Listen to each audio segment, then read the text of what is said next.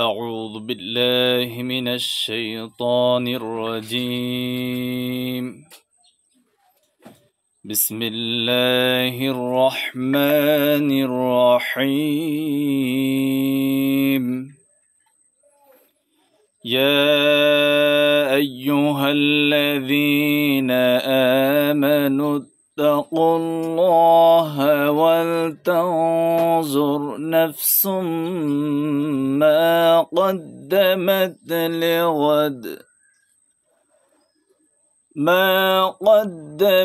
لغد واتقوا الله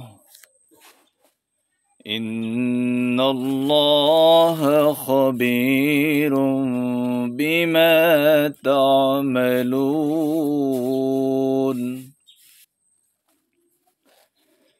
ولا تكونوا كالذين نسوا الله فأنساهم أنفسهم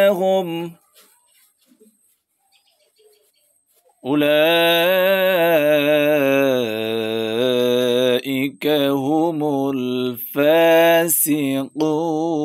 الفاسقون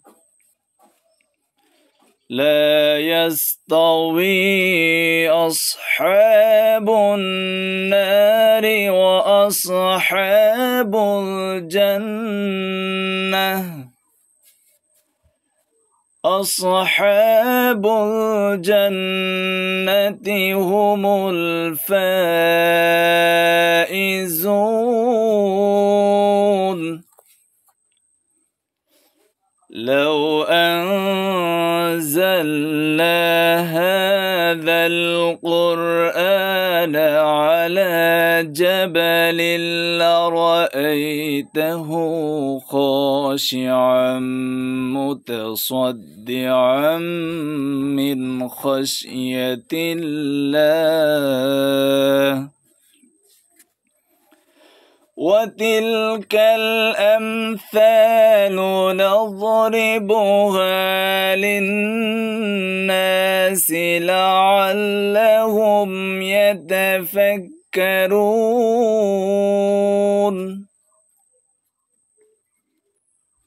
هو الله الذي لا إله إلا هو عالم الغيب والشهادة هو الرحمن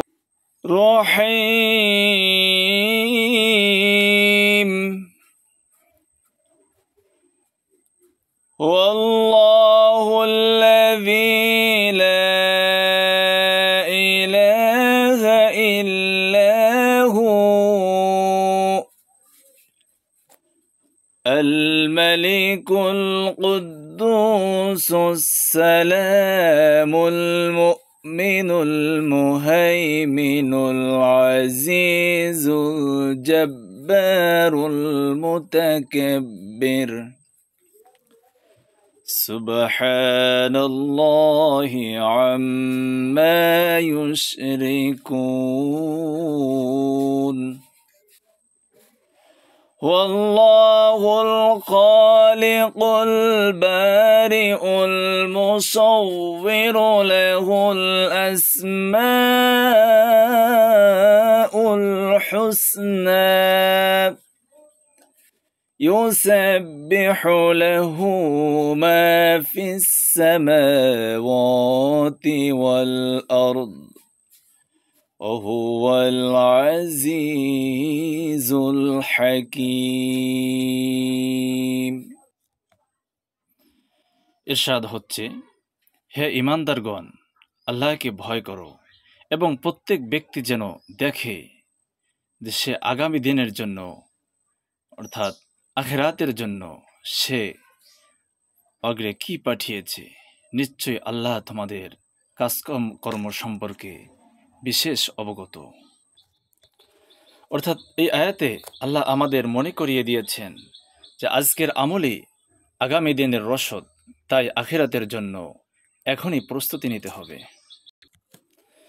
এর পরের আয়াতে আল্লাহ রাব্বুল আলামিন বলেছেন তোমরা তাদের মতো হয়ো না যারা আল্লাহকে ভুলে গিয়েছিল, ফলে আল্লাহ তাদের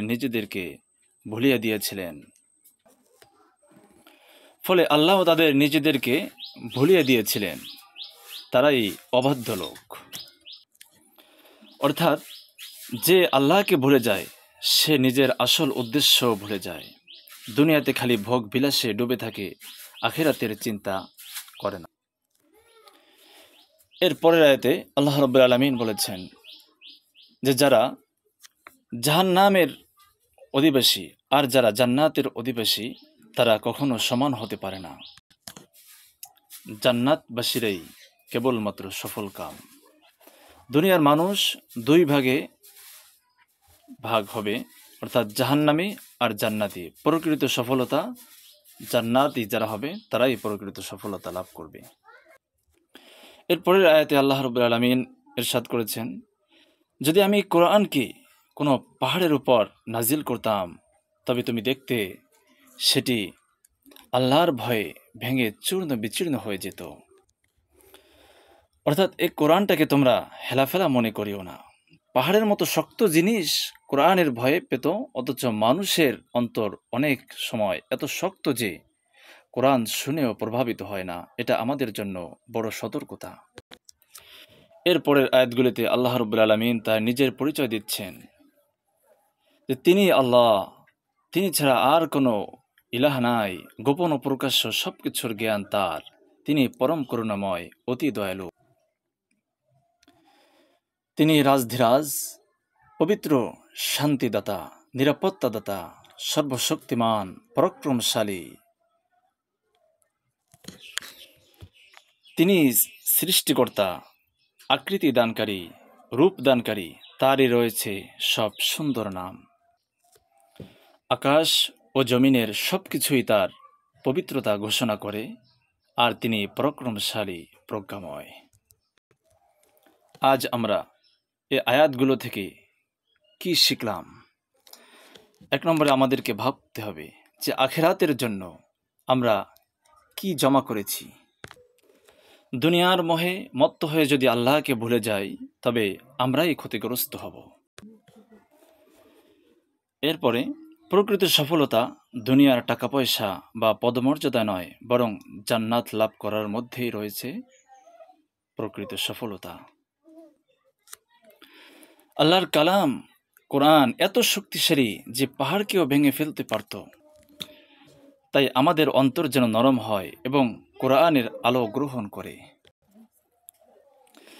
আর আল্লাহর তাআলার গুণাবলী আমাদের মনে করিয়ে দেয় যে তারই কাছে ফিরে যেতে হবে, তারই আনুগত্যে জীবন কাটাতে হবে।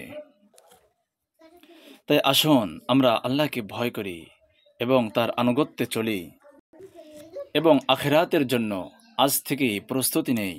আল্লাহ আমাদের সবাইকে কোরআনের আলোতে জীবন করার তৌফিক দান করুন, আমাদের অন্তর নরম করুন এবং জান্নাতুল ফিরদাউস নসিব করুন। আমিন। ওয়া আখিরু দাওয়ানা আনিল হামদুলিল্লাহি রাব্বিল আলামিন।